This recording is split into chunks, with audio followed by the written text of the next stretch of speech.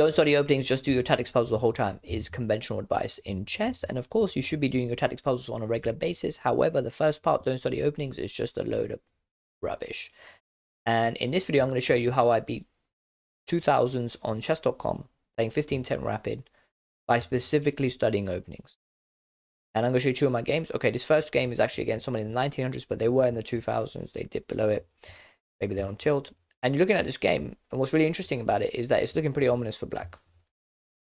My opponent has their E pawn out, their D pawn out, their C pawn out. You know, this is a huge center. Your opponent must have blundered, thrown away the game. But in reality, they were never winning. Never winning. And little do they know that I've been studying openings. And I know about this. Title players play this line. And so how do we get here? We have here d4 from my opponent, b6 against everything, following long strength chessable course. People make fun of me for playing this, but it's been a dream surprise weapon online in fast time controls, taking me to almost 1800 chess.com rapid in less than 500 games, and pretty confident we'll get to 2000, and beyond that, we may have to change it. And my opponent plays c4. Okay, principal thing to do, bishop b7, knight to c3, e6, e4. And now we look to undermine the center. This is all in Trent's course, bishop b4.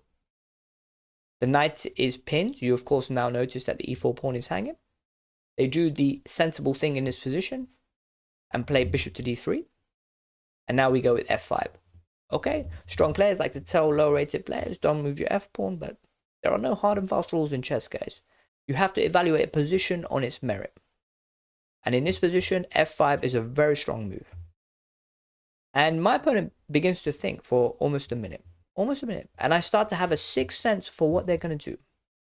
They want to take. Because they're thinking after e takes f5, bishop takes g2 trying to win the rook, queen h5 check wins the game because of g6. And that is indeed the case. After e takes f5, bishop takes g2, the rook seemingly won, queen h5 check, g6, white is won. If you play g6 in this position, white is won.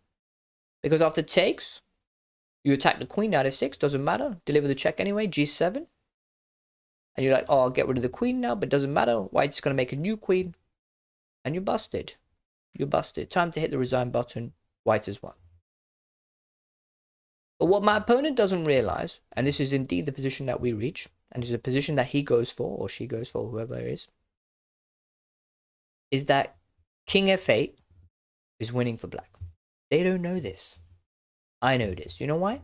Because they're studying openings. Because they don't study openings. Waste of time. But clear-cut example of how this is not a waste of time. And in this position, my opponent plays bishop g5. Okay. Not a threat, because we go ahead and play this move, knight to f6. We need to develop our material. Pro tip here that I learned from top players, if you can delay the capture of material, you should. You don't need to rush to take this rook. This rook is going to fall. And in this position, my opponent, the queen is hanging, the rook is hanging, decides to play bishop takes f6. We have queen takes f6. And in this position, my opponent castles. We have bishop takes c3, b takes c3. Okay, ruin the pawn structure in front of the king, simplify the game, remove my opponent's resources. And the reason why I'm still in the 1700s, knocking on the door of 1800, is because I do silly things like this. Queen h6 check. Trying to remove the queen from the game. Obviously, my king is not ideally placed. And so we have here queen takes h6, g takes h6. But now my opponent has the time to play something like knight to e2 and go down the exchange and make a game of it. Okay, and this is the position that we reach. They're down the exchange. Black is winning. It's a game that I go on to convert. However, I made life difficult for myself there in this position. I just needed to take, and you're just up a full rook. There's no exchange here. It's just a full rook. And if this knight moves, then we can, of course, go back to b7. Okay, so lack of maturity, experience in chess. Queen h6 was a bit hasty from me. I shouldn't have done that. But anyway, we get into this position. We won't go over much of the details of the end of this game. My opponent is never really winning. I played this move knight to c6, a little bit dubious. My opponent has this move f takes e6. And in this position, you can't take because of bishop e4. And this is the value of doing tactics puzzles the whole time. It's not just about seeing the wins, it's about defending.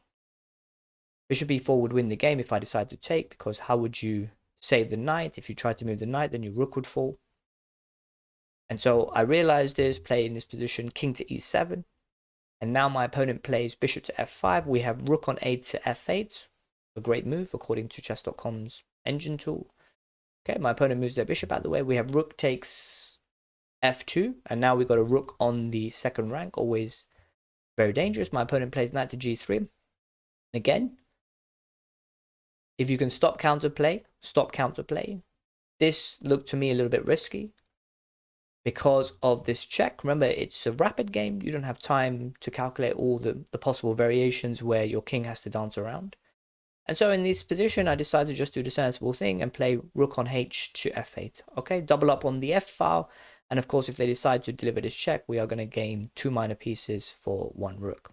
Okay, and we'll be totally winning. And so my opponent plays in this position, rook to e1. And we have here knight to a5, top engine move. And this effectively means that this pawn and this pawn is hanging. Okay, obviously we cannot take in this position. The knight is hanging, so knight to a5. So they take, but to be careful here now. Don't allow any discovered checks. We have here king takes d7. My opponent is forced to defend their c4 pawn. We have bishop to d3. And we have in this position rook on 8 to f3, hitting the bishop. And what's interesting about this position is that we haven't played that many moves of chess. I got 10 minutes on the clock, 15-10 rapid game. My opponent is down to 28 seconds. They burnt their entire time thinking about this opening. That's what they did. And I didn't. Why? I'm studying openings. I was very familiar with what was going on in that opening. It's all in Trent's course. And so in this position, they crack. Everyone cracks when you don't have any time. You're just going to throw away the game. They played in this position, bishop f5, check. Just a useless move because we can now just exchange off 2 minor pieces for 1 rook. We have rook takes f5, knight takes f5, rook takes f5. And after playing d5, my opponent resigns. And so you look at that game and you say, yeah, tactics puzzles played a role, calculation exercises, experience in chess. But we have to look at the elephant in the room here. Openings mattered. Okay, so in the second example, I'm going to show you how I beat a 2000 on chess.com playing 15-10 rapid. Again, this time it's less important the specific moves in the opening. It's just the fact that I played an obscure opening that threw my opponent off. And there is some value in that. Obviously, that carries a downside as well. And so let's take this game from the top. We have here b3 from me following Grandmaster Adaban Basquin's chessball course, which I bought, own, love, very detailed. People say waste of time. You don't need to study openings. Don't buy all this stuff. At the end of the day, I'm thinking long term. I want to future-proof my chess. I like studying openings. Keeps me motivated as well. And so my opponent decides that they're not going to take the censor. And maybe they're sensing that I've memorized lines here. They just want to keep it their thinking versus my thinking.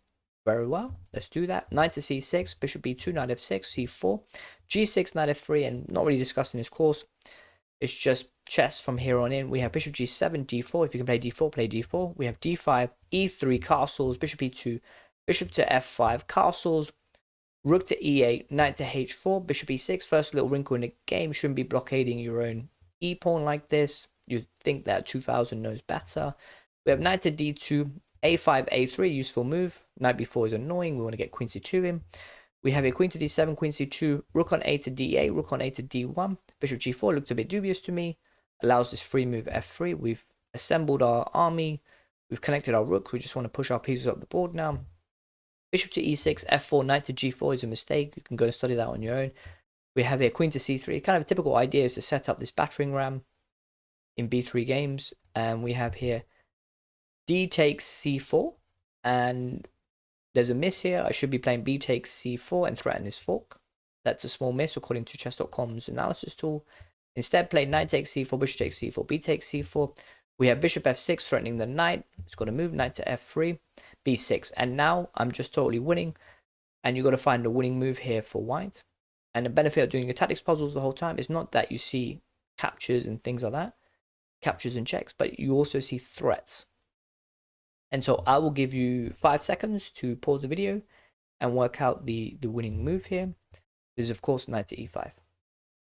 Okay, quite intuitive if you play a lot of chess, but it's very, very strong for a bunch of reasons. First of all, this queen is hanging, and the queen moves, then obviously this knight is hanging. And in this position, I realized that my opponent cannot take with their knights. They can't do that because of d takes e5, and then the bishop is hanging, and also the queen would be hanging.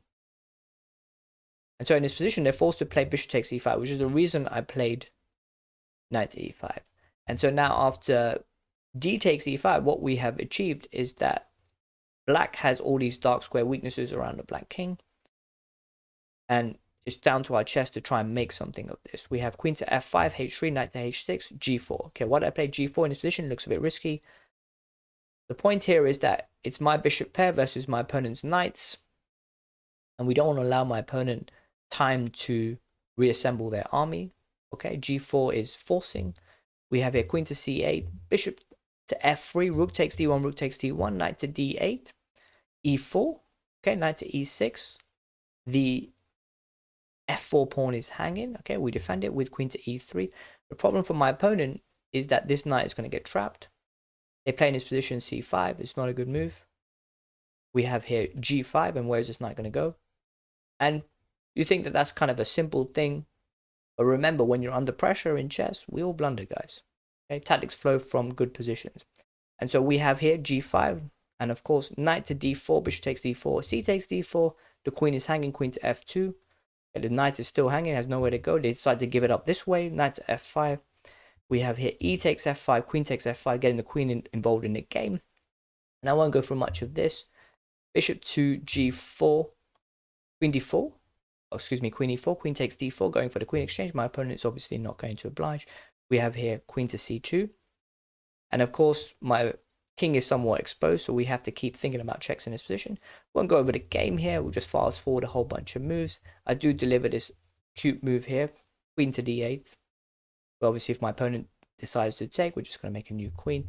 And we go on to exchange off the queens and go on to convert this endgame without any real problems. And so, yeah, it wasn't specific opening lines that helped me in this position. However, just playing this obscure opening put my opponent under a lot of pressure.